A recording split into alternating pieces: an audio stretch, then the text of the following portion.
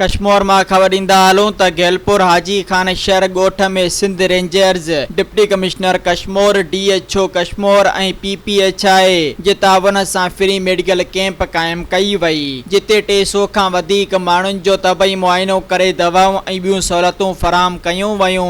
कश्मीर जे कचे जो इलाइक़ो गेलपुर, जिते माण्हू नालो ॿुधी करे वञण खां डिॼंदा हुआ। अॼु ज़िला इंतज़ामिया तरफ़ां deputy commissioner Kashmir, Sindh rangers DHO Kashmir ऐं PPI जे तावन सां हिकु मुफ़्त तबई कैंप मुनक़िद कई ऐं 300 खां वधीक माण्हुनि जो तबई मुआइनो कयो वियो ऐं मुफ़्त दवाऊं विरायूं वयूं।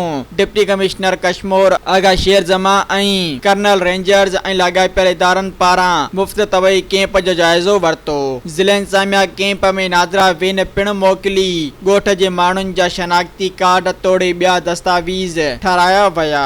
ॻोठाणनि पारां मुफ़्त तबई कैंप कायम करण ते ज़िला इंतज़ामिया जो शुक्रियो अदा करे ख़ुशी जो इज़हार कयो वियो।